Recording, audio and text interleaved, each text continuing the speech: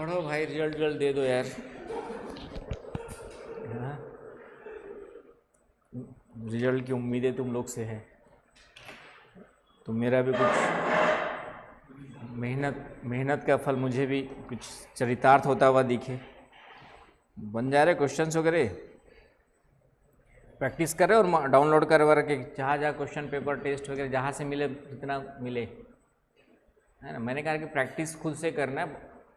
हम लोग भी कितना 100 क्वेश्चन प्रैक्टिस कराएंगे, बाकी आज की डेट में आपके पास कोई भी पीडीएफ डाउनलोड करो, ज्योग्राफी के 100 क्वेश्चंस पीडीएफ डाउनलोड करो, सॉल्व करो, पॉलिटी के करो, करते रहो, सिर्फ क्वेश्चन सॉल्व करो, और जहाँ जहाँ नहीं बने उन टॉपिक को क्या करते रहो, रिवीजन। अभी लास्ट हमारा 1 महीना बचा लगभग, तो करना कुछ नहीं है, बस सिलेबस तो एक दो बार पढ़ ही लिया होगा। अब सीधा क्वेश्चन प्रैक्टिस करना है, और क्वेश्चन प्रैक्टिस के थ्रू जहाँ जहाँ टॉपिक से गलतियाँ हो रही है उसी टॉपिक को क्या करना है, रिवाइज करना है। और कुछ करंट वरेंट की चीज़ें हैं, तो ज्योग्राफी का करंट अफेयर, उसको भी आज की डेट में मैंने कहा कि एआई का यूज कर लो। कैसे करोगे? कॉन्स्टिट्यूशन का पिछले, जैसे मान लिया तुमको क्या बोलते हैं, अप्रैल 2025 के बाद से लेकर अब तक का लेना है, नए फाइनेंशियल ईयर का, तो अप्रैल 2025 का important current affairs regarding geography इस टाइप से मार लो, एआई में जाके, जेमिनी में जाके। आ रही बस समझ में? फिर अप्रैल के बाद आपका क्या बोलते हैं इम्पोर्टेंट, अप्रैल का ही कॉन्स्टिट्यूशन का मार लो, अप्रैल का ही साइंस एंड टेक का मार लो, तो वो ज़्यादा क्रक्स टाइप से निकाल के दे देगा आपको। समझ रहे हो ना भाई? ज़्यादा इम्पोर्टेंट करके, इम्पोर्टेंट तो ज़्यादा अच्छे से प्रोसेस करके निकाल के दे देगा। मैंने कहा एआई का यूज आप अच्छे से कर सकते हो, कैसे करना है वो मैं आपको बता रहा हूँ। समझ गया ना भाई?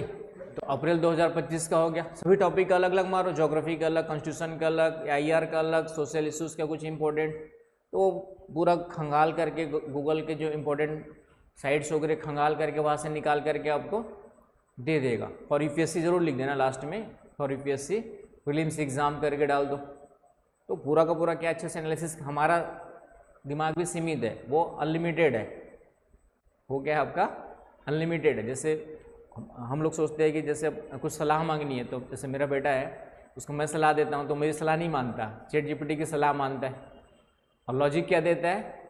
पापा आपका अकेले का दिमाग काम कर रहा है, और यहाँ पे हज़ारों लोगों ने डेटा डाल रखा है, हज़ारों लोगों के दिमाग का डेटा प्रोसेस करता है, उसके आगे का उसके अकॉर्डिंग वो क्या कर रहा है, सजेशंस दे रहा है, तो ज़्यादा बेटर कौन सा होगा? तो मैं भी चुप हो जाता हूँ, बात तो सही बोल रहा है। समझ रहे हो ना भाई? बात तो सही बोल रहा है कि चैट जीपीटी हो या जो भी एआई हमारे पास है, वो बहुत सारे डेटा को प्रोसेस करके, है ना। जैसे उसके मार्क्स इस बार 9th क्लास से 10th में गया तो 85% कुछ आए, तो मैंने थोड़ा सा कहा कि यार तुम्हारा जो पोटेंशियल उसके हिसाब से 90+ आ जाने चाहिए थे, तो कहीं ना कहीं तुमने फोकस से लापरवाही तो की है करके। तो तुरंत क्या किया, 9th का सिलेबस डाला चैट जीपीटी में और पूछा कि अच्छे मार्क्स कौन से होने चाहिए, कितना आना चाहिए, कितना परसेंटेज आना चाहिए, तो वो भी लगभग वैसे ही दिखाया, 85% के आसपास। Is the well and good, है ना, एवरेज, मतलब एवरेज में दिखाया उसने। तो बताया कि देखो ये चैट जीपीटी ऐसी बता रहा है। अब क्या बोलता है? तो मैंने कहा ठीक है, समझ गया मैं, लेकिन कोशिश करना है कि 90+ में रहोगे तो एवरेज से ऊपर जाना है तुम्हें ना। एवरेज मार्क्स तो दिखा रहा था, एवरेज तक तुम ले आए हो, लेकिन एवरेज से ऊपर रहोगे तभी जा करके तुम्हारा क्या होगा, नैया पार होगी। एवरेज नहीं तो फिर एवरेज बन के रह जाओगे। तो इस तरीके से उसको मोटिवेट करना पड़ता है। तो आप तुम लोग के लिए और ज़्यादा पेरेंटिंग टफ हो जाएगी, है ना। मैं तो ट्रांजिशन फेज में हूँ, तुम लोग के लिए पेरेंटिंग और टफ होगी। तुम्हारी किसी बात पे बच्चे भरोसा नहीं करेंगे, तुम जो भी बोलोगे तुरंत वो मारेगा और बोलेगा ये देखो। इसलिए पहले टाइप का बुद्धू नहीं बना सकते कि खरबूजा मीठा किया हुआ तो उस भगवान ने चीनी घोल करके अंदर डाल दिया तो खरबूजा क्या हो गया, मीठा हो गया। ऐसे करके भी बच्चों को बता देना, बीच बच्चे छोटे होते हैं उसको, तो अब नहीं बताएगा, तुरंत चीज खरबूजा मीठा क्यों होता है, बोलेगा ये इसकी मात्रा ज़्यादा होती है, खरबूजा इसलिए मीठा होता है, बताएगा। तो तुम बुद्धू नहीं बना सकते बच्चों को आज की डेट में। चलिए एनीवे, लॉस ने कुछ संशोधन किए, वही है, ज़्यादा टाइम नहीं लगेगा। तो सेंट्रल प्लेस थ्योरी जो दिया था, कल पढ़ा था आपने, तो उसने दिया था कि 3 नियम दे दिए थे, k = 3, 4 और 7। तो सबसे पहला जो संशोधन किया कि उसने क्या मान लिया था कि एक रिजिड मान लिया था कि किसी भी स्थान का बाजार क्षेत्र क्या है, फिक्स्ड है, सीमित फिक्स्ड है ना। बाजार क्षेत्र क्या है आपका, फिक्स्ड है। तो ये कहता है कि फिक्स नहीं होता है, अलग अलग वस्तुओं के लिए अलग अलग हो सकता है। जैसे बिलासपुर की बात करें तो बिलासपुर के लिए MBBS डॉक्टर का सर्विस क्षेत्र क्या होगा, छोटा होगा, क्योंकि हजारों MBBS डॉक्टर भरे पड़े। तो MBBS डॉक्टर की सेवा लेने के लिए बाहर से तो कोई बिलासपुर आता नहीं होगा, है कि नहीं। तो इसका बाजार, बिलासपुर का बाजार क्षेत्र MBBS डॉक्टर के लिए क्या हो गया, छोटा हो गया। थोड़ा सा स्पेशलाइजेशन में चले जाओ, है ना, आपका जो है हार्ट स्पेशलिस्ट में चले जाओ, तो इसका बाजार क्षेत्र क्या हो जाएगा, आपका बढ़ जाएगा, है कि नहीं। फिर कोई दूसरी वस्तु ले लो तो और उसका बाजार क्षेत्र क्या हो जाएगा, ब्रेन स्पेशलिस्ट ले लो, न्यूरो स्पेशलिस्ट ले लो, तो और बाजार क्षेत्र क्या हो जाएगा, उसका बढ़ जाएगा। तो लॉस कहता है कि जो बाजार क्षेत्र होता है वह फिक्स्ड नहीं होता है, वह गुड्स एंड सर्विसेज के अकॉर्डिंग क्या हो सकता है, चेंज हो सकता है, छोटा भी हो सकता है, बड़ा भी हो सकता है। आ रही बात समझ में। तो इस तरीके से आपका फ्लेक्सिबिलिटी लाई उसने किसमें, बाजार क्षेत्र आदि के निर्धारण में, राइट। तो उन्होंने एक बुक लिखी थी, ये वाला है the economics of location, Germany word है, में केंद्रीय स्थान सिद्धांत का एक अधिक लचीला और जटिल संस्करण, फ्लेक्सिबल तो था लेकिन थोड़ा सा कॉम्प्लेक्स बना दिया उसने। कॉम्प्लेक्स कैसे बनाया उसको समझेंगे। जहाँ क्रिस्टॉलर का मॉडल टॉप डाउन मॉडल था, टॉप डाउन का मतलब ऊपर से नीचे आता था। उसने क्या बताया था कि बड़े केंद्र छोटे केंद्रों को सेवाएं देते, बड़े केंद्र क्या होते हैं, छोटे केंद्रों को सेवाएं देते, और बाहर जाते जाएंगे तो केंद्र छोटे होते जाएंगे। ये नीचे से ऊपर की ओर चलता है कि छोटे केंद्रों का जो बाजार क्षेत्र है आपका क्या होता है, छोटा होता है, फिर केंद्र बड़ा होगा तो उसका बाजार क्षेत्र क्या हो जाएगा, और बड़ा हो जाएगा, और इस तरीके से बाजार क्षेत्र क्या होता है, बढ़ते जाते, मतलब गांव से ऊपर की ओर चलता है। वो शहर से गांव की ओर आता है, ये गांव से शहर की ओर जाता है। ये आपका पहले वाला कहलाता है टॉप डाउन दृष्टिकोण, और इसका क्या था, आपका जो है बॉटम अप दृष्टिकोण था। इसने एक चीज़ और मान ली कि छोटे शहर में भी कुछ बड़ी सेवाएं हो सकती है। जैसे उसने क्या माना था क्रिस्टॉलर ने कि जो छोटे केंद्र है उसमें बड़े केंद्र के काम या सर्विस नहीं होंगी। जैसे एग्जांपल कि जो ब्रेन स्पेशलिस्ट है वो सिर्फ बड़े शहर में मिल रहा है, छोटे शहरों में, छोटे इसमें नहीं मिलेगा। लेकिन उसने कहा कि कुछ चीज़ें जो है छोटे केंद्रों में ही हो सकती, छोटी वस्तुएं भले वहाँ पे ना हो। अब जैसे गुड़गांव डेवलप हुआ है तो गुड़गांव में मल्टीनेशनल कंपनीज जितनी भी है कहाँ चली गई, आपकी पूरी की पूरी गुड़गांव में चली गई। तो जहाँ पे मल्टीनेशनल कंपनीज है, या कभी कभी ऐसी जगह जाओगे आप जहाँ पे आसपास बड़े बड़े सेवाएं तो होंगी लेकिन चाय ठेला या चाय ढूंढने के लिए बहुत लंबा दूर चलना पड़ता है। कभी का सेंटर एग्जाम का पड़ा होगा आपका स्कूल के आसपास, जहाँ पे चाय और कुछ खाने पीने का समोसा चाहिए तो आसपास मिलता ही नहीं है। तो बड़ी सेवाएं तो मिल रही लेकिन छोटी सेवाएं वहाँ पर अनुपस्थित हो जाती है। तो इसी तरह से उसने कहा कि छोटे केंद्र में भी बड़ी सेवाएं हो सकती है, बड़े वस्तुओं की आपूर्ति हो सकती है। आ रही बात समझ में। मतलब कहीं पर छोटा सा सेंटर जहाँ पे रेंट कम था तो मर्सिडीज का शोरूम लग गया। सेंटर छोटा है लेकिन वहाँ पे मर्सिडीज का शोरूम मिल सकता है। तो इस तरीके से भी लेके चल रहा है। जबकि क्रिस्टॉलर ने क्या कहा था कि बड़े केंद्रों में छोटे केंद्रों की सेवाएं तो मिलेंगी लेकिन छोटे केंद्रों में बड़े केंद्रों की सेवाएं नहीं मिलेंगी, तभी वह केंद्र बड़ा है। समझ में आ रहे हो ना। जैसे कोचिंग सेंटर है तो दिल्ली में है तो दिल्ली कोचिंग के रूप में देखेंगे बड़ा हो गया, छोटे सेंटर्स में वो अवेलेबल नहीं होगा।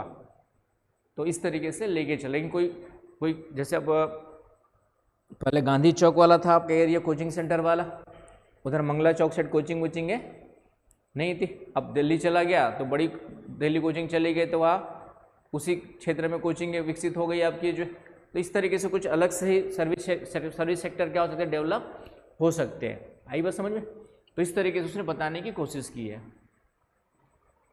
थोड़ा सा कॉम्प्लिकेट है मतलब, लेकिन ये प्रैक्टिकल है, उसकी तुलना में ज़्यादा प्रैक्टिकल है। औद्योगिक अर्थव्यवस्था के लिए अधिक यथार्थवादी लिया हुआ है। आलोचना की उसकी जो है कि क्रिस्टॉलर का जो मॉडल है बहुत कठोर है, मतलब रिजिड है, सभी वस्तुएं एक ही के मान तक का तर्क का पालन करती है, मतलब सभी, चाहे कोई भी वस्तु हो, है ना, चाहे एमबीबीएस डॉक्टर हो, चाहे हार्ट स्पेशलिस्ट और ब्रेन स्पेशलिस्ट, एक ही के वैल्यू को फॉलो करेगी। जब से ऐसा नहीं होता है, के इक्वल टू 3 है तो सबके लिए के इक्वल टू 3 मान लिया उसने, जबकि ऐसा नहीं होगा ना।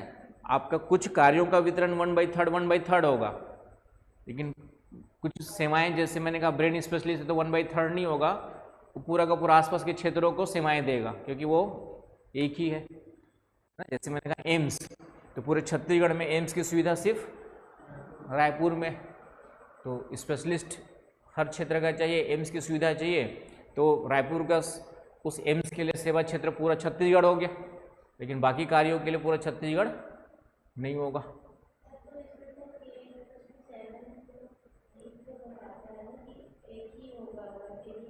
हाँ, वो जनरली उसने एडमिनिस्ट्रेटिव फंक्शंस के संदर्भ में बता दिया था, लेकिन ये इस टाइप के जो वस्तुएं सेवाएं हैं उसको उसने ज़्यादा कंसिडर नहीं किया। प्रशासनिक नाम ही दिया कि कुछ प्रशासनिक कार्य या प्रशासनिक सेवाएं, इस तरीके से उसने जो मान ली उसको फोकस किस पे किया था, उसने एडमिनिस्ट्रेटिव फंक्शंस के लिए ही किया था। इस कारण से तो इसकी आलोचना थी। ये k=3 की बात कर रहे हैं हम लोग। k=3 में क्या माना हमने कि 1/3 क्या हो जाता है, डिवाइड हो जाता है, चाहे कोई भी सेवा क्यों ना हो। तो यहाँ पे ये कहना चाहता है कि ज़रूरी नहीं है कि सभी सेवाएं 1/3 में ही हो, कुछ सेवाएं आपकी उसका बाजार क्षेत्र क्या हो सकता है, बड़ा भी हो सकता है, 1/3 ही हो, जरूरी नहीं है। तो उस कंटेक्स्ट में ये आलोचना की गई है। तो लॉस ने तर्क दिया कि विभिन्न वस्तुओं के अलग अलग बाजार क्षेत्र होते हैं और उन्हें एक निश्चित पदानुक्रम में व्यवस्थित होना आवश्यक नहीं है कि अलग अलग बाजार क्षेत्र हो गए तो उसको एक ही हम हायरार्की में डिफाइन करें, ये पॉसिबल नहीं दिखता है। तो इस तरीके से उन्होंने अपना ध्यान विशुद्ध रूप से सेवा आधारित मॉडल से हटा करके इकोनॉमिक आर्थिक परिदृश्य मॉडल पर केंद्रित किया। इकोनॉमिक लैंडस्केप मॉडल पे पूरे इकोनॉमी को लेके चला, किसी पर्टिकुलर सेवा को लेकर के नहीं चला है। तो इस तरीके से थोड़ा सा संशोधन किया, चेंज किया। क्वेश्चन यही पूछा हुआ है या पूछेगा आगे कि किस प्रकार का संशोधन किया किस लॉस ने जो सेंट्रल प्लेस थ्योरी में, राइट। और दूसरा फिर उसका है क्या, तो पहले तो मैंने दोनों की तुलना कर दी है, दोनों में डिफरेंस क्या है। तो अप्रोच इसका टॉप डाउन था, इसका बॉटम अप अप्रोच हो गया, राइट, जब भी मैंने बताया। दूसरा हायरार्की इसका रिजिड है, फिक्स्ड है कि उच्च क्रम का केंद्र है तो वहाँ पे कुछ सेवाएं और वस्तुएं ज़्यादा होंगी, छोटे केंद्र में वो चीज़ें नहीं होंगी। लेकिन ये क्या कहता है, फ्लेक्सिबल है ना, जो बड़े केंद्र की सेवाएं वस्तुएं छोटे केंद्रों में भी हो सकती है ना। जैसे तुम्हारे घर के पास ब्रेड बटर की दुकान भी है, आज की डेट में कोई छोटा मोटा शोरूम भी लग गया हो तो बड़ी सेवाएं भी वहाँ पे मिल गई आपको, जो घर के पास में रेंट सस्ता है तो कोई बड़ा शोरूम भी लग सकता है आपके, जो है कि नहीं। तो इस तरीके से फ्लेक्सिबल रखा हुआ है, कुछ रिजिड नहीं है। इसने 3 ही वैल्यू मानी, k=347, इसने वेरिएबल माना। आगे पढ़ेंगे इसकी बहुत सारी वैल्यू, k=3 4 7 9, बहुत सारी वैल्यू आगे निकल 3 7 9 सॉरी 3 4 7 9, ठीक है, 11 13, इस टाइप से अलग अलग वैल्यू निकल सकती है। कैसे निकलेगी उसको थोड़ा सा देखेंगे लास्ट में। तो ये वेरिएबल है, परिवर्तनीय है, वो वस्तुओं पे डिपेंड करेगी, है ना। किसी का 3 हो सकता है, किसी का 4, किसी का 7, किसी का उससे और ज़्यादा, है ना। जैसे मैंने कहा ना, ब्रेन स्पेशलिस्ट की जब बात की, एम्स की सुविधा की बात करेंगे तो पूरा छत्तीसगढ़ रायपुर में आ जाएगा, है ना, बस समझ में। जब एम्स की सुविधा की बात करेंगे तो रायपुर का बाजार क्षेत्र क्या हो गया, पूरा छत्तीसगढ़ आ गया। तो एडमिनिस्ट्रेटिव के लिए 7 मान लिया, लेकिन और कार्य का इस विस्तार बढ़ते जाएगा तो और ज़्यादा उसका विस्तार एम्स के लिए हो सकता है कि सिर्फ छत्तीसगढ़ ही ना आते हो, छत्तीसगढ़ के आसपास के राज्यों के लोग भी आ जाएंगे रायपुर, है ना। वहाँ तो ये नहीं लिखा ना कि छत्तीसगढ़ के लोगों को ही सेवाएं दी जाएंगी, ऐसा तो है ही नहीं। तो एडमिनिस्ट्रेटिव के लिए 7 है, लेकिन उससे ज़्यादा भी हो सकते हैं दूसरे कार्य के लिए। एम्स की सुविधा के लिए 7 से ज़्यादा भी हो सकते हैं, आई ना बस समझ में। तो आसपास के अन्य राज्यों के लोग भी आ सकते हैं आपके जो। तो इस तरीके से k की वैल्यू क्या हो सकती है, वेरिएबल अलग अलग सेवाओं के लिए हो सकती है, वस्तुओं के लिए हो सकती है, ऐसा मान करके वो चल रहा है। विशाल कल क्लास देखे थे, हाँ, तो फिर आ रहा होगा समझ में। तो उसके बाद है ये सर्विस ओरिएंटेड है मेनली, ये बाजार या उत्पादन ओरिएंटेड है। पैटर्न समान वितरण मान के चल रहा है सभी जगह। ये क्षेत्रीय वितरण, अलग अलग क्षेत्रों के आधार पर जो वस्तु सेवा का वितरण है अलग अलग हो सकता है, ये मान के चल रहा था। ये अंतर वगैरह पूछेगा, डिफरेंस पूछेगा, तो 4-5 पॉइंट निकाल दिया मैंने आप लोग के लिए। आया समझ में? फिर इसमें फिर से कुछ संशोधन किया है। तो एक तो जैसे बताया, ये वाला संशोधन अभी बताया हमने कि वेरिएबल के वैल्यू मान लिया है, जो हमने पीछे वहाँ पे लिखा ही था, उसने फिक्स्ड माना, इसने वेरिएबल माना हुआ है आपका जो है, राइट। दूसरा है कंटिन्यूअस हायरार्की। तो किस्टॉलर ने इस तरीके से छोटा गांव है ना, गांव से छोटा थे हैमलेट, मतलब टोला जिसको बोलते हैं ना हम लोग, तो गांव से टाउन, टाउन से फिर सिटी, सिटी से फिर महा है ना मेट्रोपोलिस वगैरह देखा था कल। तो इस तरीके से लेकर के चलता है steps. Law suggested a more continuous progression of settlement sizes. इसका मतलब है कि लॉस ने बस्तियों के आकार की अधिक निरंतर प्रगति का सुझाव दिया। मतलब और अलग अलग सेवाओं के आधार पे, अलग अलग वस्तुओं के आधार पे क्या हो सकता है, ज़्यादा प्रोग्रेसिव बन सकता है। इसने तो बस ये कहा कि हाँ पॉपुलेशन के आधार पे छोटा टोला हो गया, गांव हो गया, फिर शहर टाउन हो गया, फिर सिटी हो गया, फिर बड़ा शहर हो गया, फिर आपका मेट्रोपोलिस हो गया, इस तरीके से हो सकता है। लेकिन ये कहा कि प्रोग्रेसिव का मतलब अलग अलग वस्तुओं के लिए भी क्या हो सकता है, ये अलग अलग हो सकता है। तो यहाँ पर विशेषज्ञता की बात की, लॉस ने विशिष्ट शहरों की अनुमति दी। विशिष्ट का मतलब जहाँ पे छोटे शहर में भी बड़े काम हो सकते हैं, बड़े वस्तुएं सेवाएं हो सकती है ना। जैसे मैंने कहा ना कि कोई ऐसा छोटा सा क्षेत्र होगा जहाँ पर रेंट अभी सस्ता है, तो वहाँ बड़ी बड़ी इंडस्ट्री, बड़ी बड़ी कुछ आपकी सेवाएं स्थापित हो सकती है। जैसे मुझे हॉस्पिटल खोलना है, तो शहर के अंदर तो रेट बहुत ज़्यादा है, तो मैं क्या करूँगा, आसपास थोड़ा सा दूर जाऊँगा, उस पूरे एरिया पे गवर्नमेंट से या वहाँ के लोगों से बात करके उस एरिया में ज़मीन खरीद लूँगा और एक पूरा का पूरा अपना क्या बना दूँगा, एक इंफ्रास्ट्रक्चर बना दूँगा वहाँ पे। तो छोटा, बिलासपुर की तुलना में छोटा होगा, लेकिन वो पूरी सुविधाएं जो हॉस्पिटल की चाहिए वहाँ पे उनको मिल जाएगी। तो ये भी हो सकता है। तो इस तरीके से उसने विशेषज्ञता की बात की कि उच्च श्रेणी का कार्य भी जो है छोटे श्रेणी में हो सकता है, निम्न श्रेणियों के कार्यों के बिना भी हो सकता है। आया समझ में? और वहाँ पे सिर्फ हॉस्पिटल की सुविधाएं मिलेंगी, बाकी छोटी मोटी सुविधाएं नहीं भी होंगी। आई ना बात समझ में? तो इस तरीके से उसने थोड़ा सा संशोधन किया। तो ये पॉइंट्स है कि कंटिन्यूअस हायरार्की, ज़्यादा कंटिन्यूअस लेकर के, प्रोग्रेसिव लेकर के चला, स्पेशलाइजेशन को ज़्यादा महत्व दिया है, वेरिएबल के वैल्यूज लेकर के चलता है। ये सब पॉइंट्स डाल देना है, दोनों की तुलना पूछेगा तो। और फिर से वही टॉप बॉटम ऑफ अप्रोच मैंने बताया, आपको समझाने की कोशिश की कि स्टॉलर के विपरीत उच्चतम श्रेणी के केंद्र शहर से शुरुआत की और बस्तियों तक नीचे आया।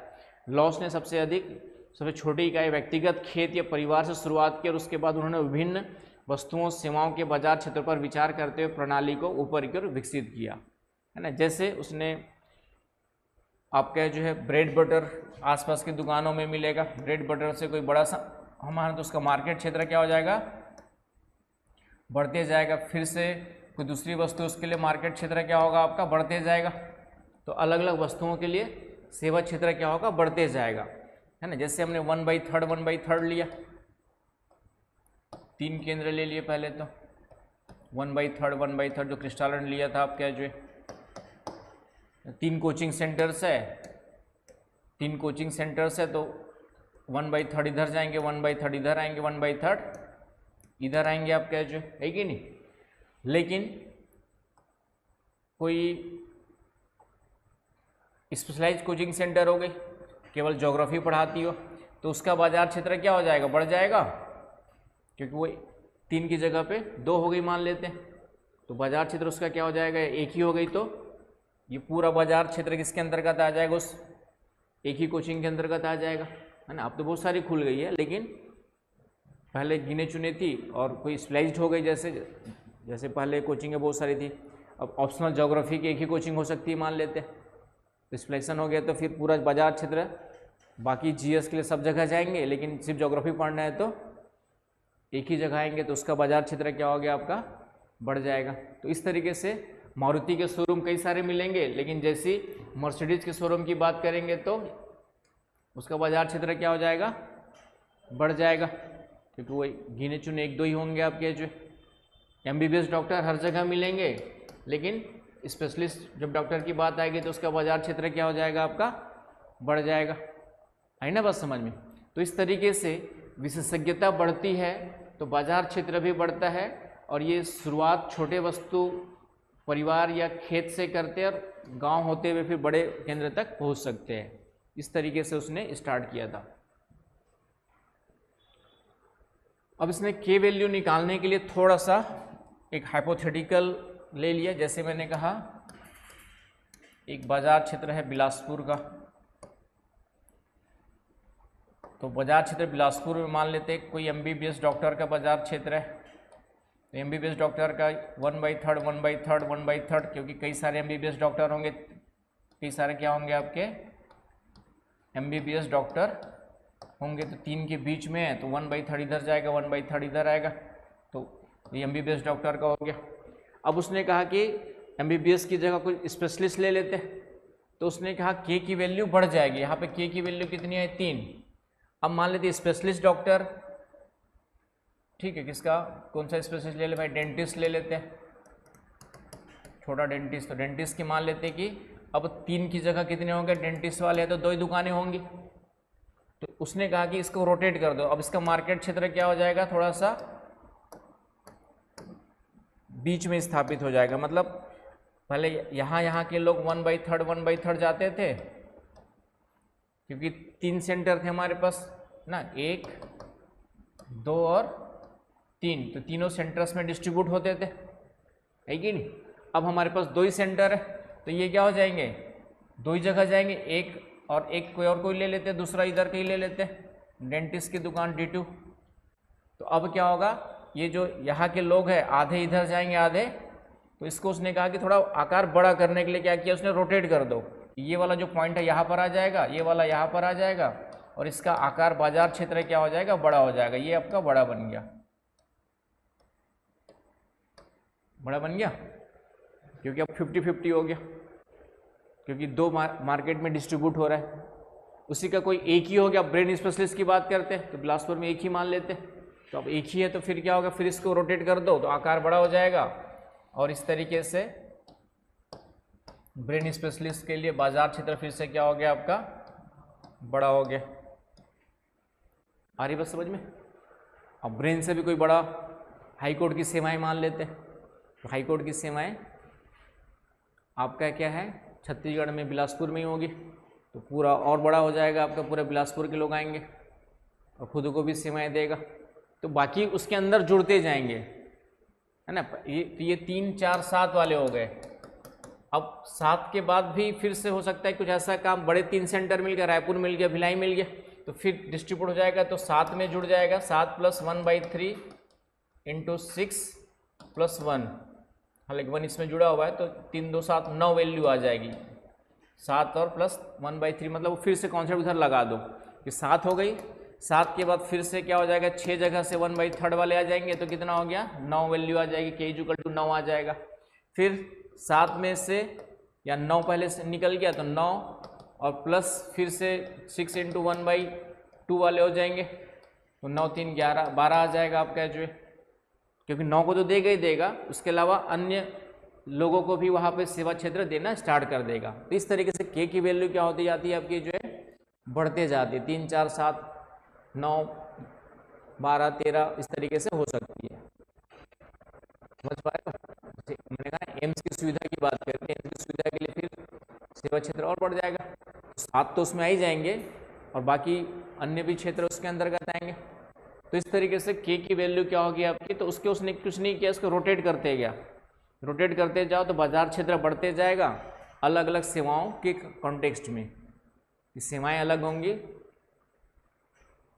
सेवा का क्षेत्र बढ़ते जाएगा, और इस तरीके से क्या होगा आपका जो है, बाजार क्षेत्र भी बढ़ते जाएगा और के की वैल्यू क्या हो जाएगी आपकी, चेंज हो जाएगी।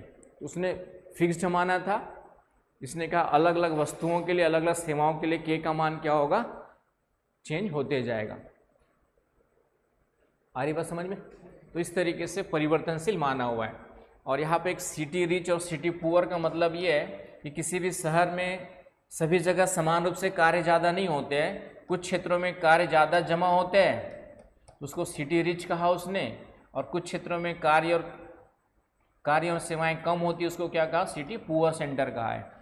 तो इस तरीके से सिटी रिच सिटी पुअर मतलब जहाँ पे जो सेवाएं हैं गुड्स से ज़्यादा होंगे वो सिटी रिच कहलाएगा, और जहाँ नहीं होंगे कम होंगे वो क्या कहलाएंगे आपके सिटी पुअर सेंटर्स कहलाते है ना। बिलासपुर है तो हर जगह पे समान रूप से दुकानें थोड़ी मिलती, कहीं पे ज़्यादा दुकानें कहीं पे कम दुकानें, तो जहाँ ज़्यादा दुकानें होंगी वो कौन सा हो गया आपका सिटी रिच सेक्टर हो गया, तो वहाँ से गुड्स और सेवाओं की आपूर्ति ज़्यादा होगी, है कि नहीं। अब गोल बाज़ार है तुम्हारा पुराना तो वहाँ पे ज़्यादा भीड़ भाड़ मिलेगी तुमको, होगी नहीं होगी, जाओगे तो ये पुराने वाले जो गोल बाज़ार वगैरह वहाँ पे भीड़ भाड़ आज भी जाएंगे तो चाहे किसी भी त्यौहार में चले जाओ या नॉर्मल डे में भी चले जाओगे तो वहाँ भीड़ आपको ज़्यादा मिलेगी गोल बाज़ार में, क्योंकि वहाँ पे पुराना कार्यों का जमाव बहुत ज़्यादा, सब कुछ वहाँ एक जगह मिल जाएगा, बर्तन से लेके छोटे कपड़े से लेकर के जूता चप्पल से लेके हर चीज़ वहाँ पे एक जगह मिल जाएगी। तो वो कौन सा रीजन हो गया, सिटी रिच रीजन हो गया।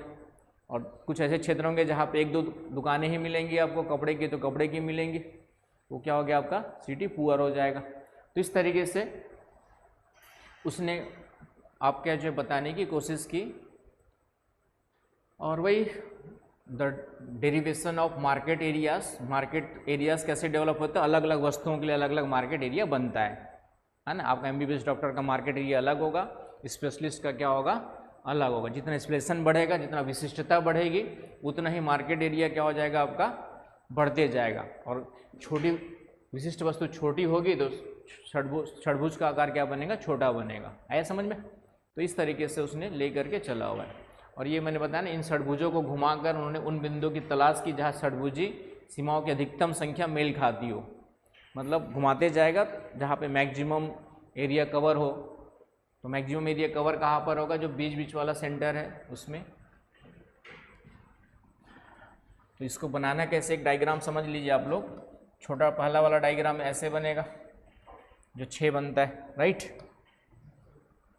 इससे बढ़ाना है तो कुछ नहीं करना है, इनके बीच बीच वाले पॉइंट ले लो, 6 पॉइंट क्लियर हुआ, उनको मिला दो, ये आकार बढ़ गया। फिर इनके बीच बीच वाले पॉइंट ले लो,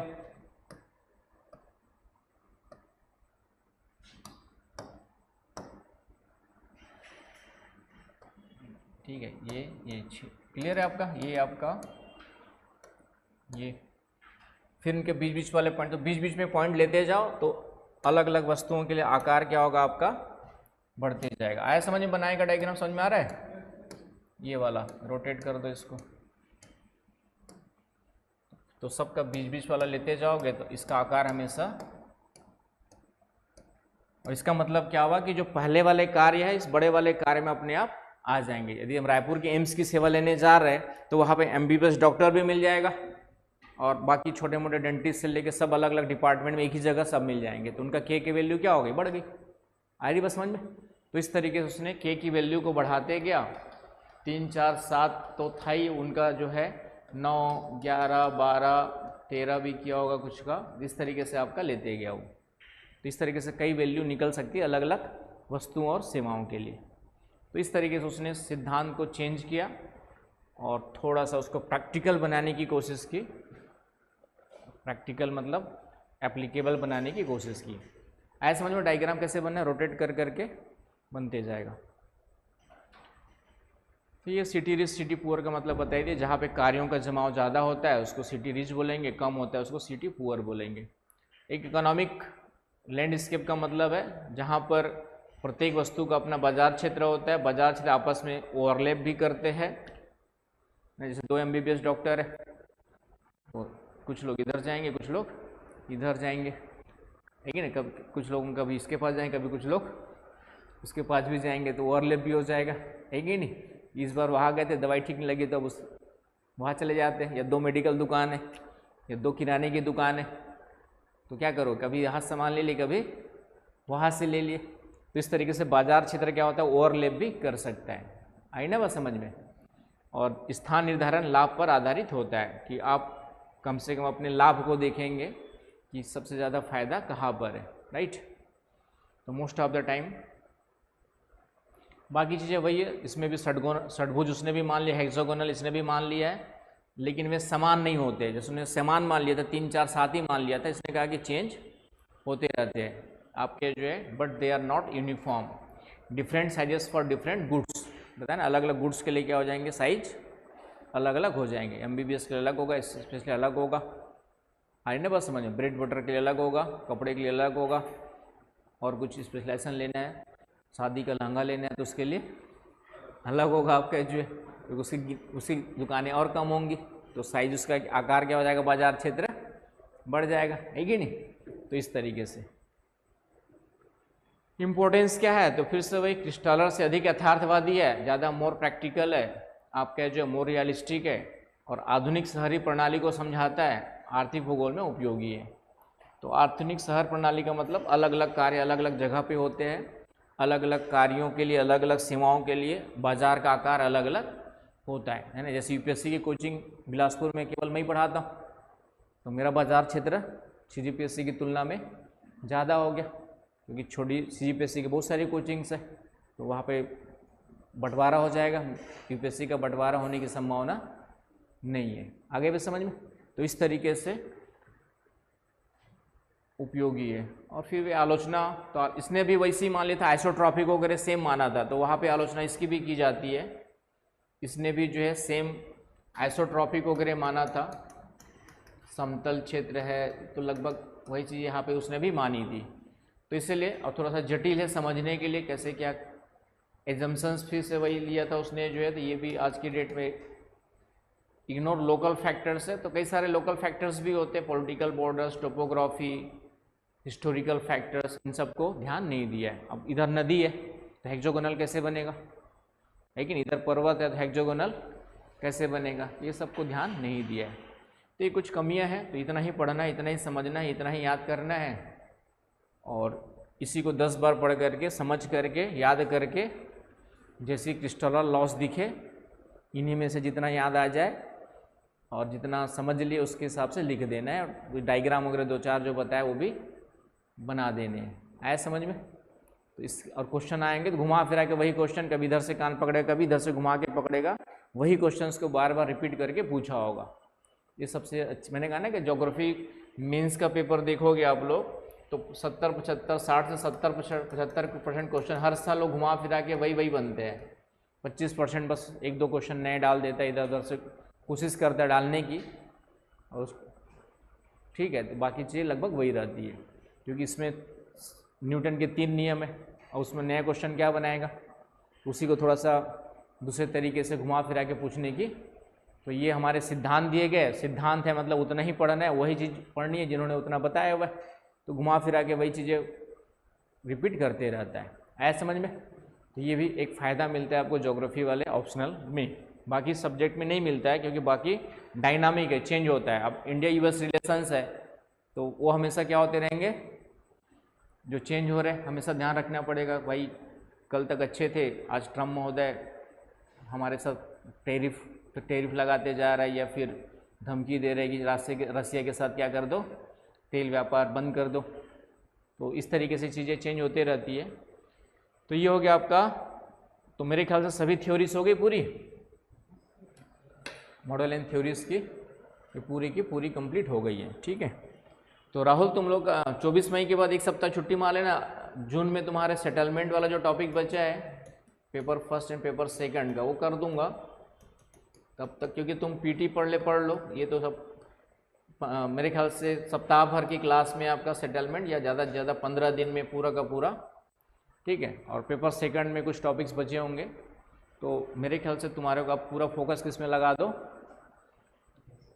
विशाल तुम्हारा तो खैर बहुत दिन से पढ़ रहे हो, तो क्लाइमेटोलॉजी जैसे इनको GS में पढ़ा, तो उसी के जो ऑप्शनल के टॉपिक्स है वो मैं क्लास 1-1.5 घंटे ऑप्शनल की चलती रहेगी तुम्हारी। ठीक है, बाकी तुम्हारा जो राहुल सेटलमेंट और 1-2 टॉपिक जो भी बचे हैं वो 24 मई के बाद 1 सप्ताह छुट्टी मार लेना अपनी, घूम फिर करके आ जाना, ज़्यादा मत मारना, और पेपर अच्छे से दे के तो फिर उसके बाद वो ख़त्म कर लेंगे। ठीक है ना।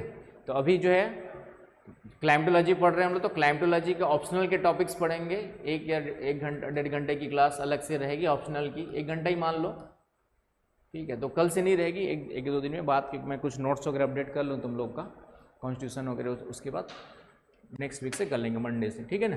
तो अभी बाकी क्लास वही रहेगी आपकी, कॉन्स्टिट्यूशन की और हिस्ट्री की, और मंडे से एक क्लास सीसेट वाली भी लग जाएगी, ठीक है। तो मेरा वाला ज्योग्राफी वाला सेक्शन ख़त्म हो जाएगा, बाकी जो बाद में पढ़ेंगे। हाँ ये वाला ना, अच्छा ये दोनों को पूछ दिया ना। ग्रोथफुल थ्योरी बताया था मैंने, विकास ध्रुव सिद्धांत, संबंध बताना है। अब ये इकोनॉमिक बेस पे क्या कर रहा है आपका जो है, नगरों की संरचना को बताने की कोशिश कर रहा है, केंद्रीय स्थान सिद्धांत, नगरों का किस तरीके से। और ये ग्रोथफुल थ्योरी क्या बताना चाह रहा है कि क्या होता है कि कोई सेंटर या कोई भी क्षेत्र पहले विकसित होता है, फिर उसका विकास का प्रभाव। तो दोनों थ्योरी अलग अलग है वैसे तो, लेकिन अब जोड़ेंगे कैसे कि जो बॉडविले ने क्या कहा था कि जो नगरीय क्षेत्र होते हैं वहाँ पे विकास पहले प्रारंभ होता है, तो वो बड़े केंद्र के रूप में उभर करके सामने आ गए। तो जो विकास ध्रुव है वो क्या हो गए, हाई ऑर्डर सेंटर्स हो गए, उच्च पदानुक्रम वाले केंद्र हो गए। और जो धीरे धीरे आगे जो विकास केंद्र, विकास क्या बोलते हैं उसको, सेवा क्षेत्र, सेवा केंद्र वगैरह नीचे जाता है, वह क्या हो गए आपके छोटे स्तर के केंद्र हो गए। तो वहाँ पर भी एक संबंध दिखाई देता है। यहाँ पर उसी को इकोनॉमिक कंटेक्स्ट में विकास ध्रुव, विकास केंद्र, विकास सेवा केंद्र वगैरह सब आ जाएंगे। तो इस तरीके से थोड़ा सा लास्ट में संबंध बता देना है ना, कि दोनों थ्योरी अलग अलग है वैसे, ठीक है। तो क्वेश्चन जरूर देखो, और उससे क्या है कि आपको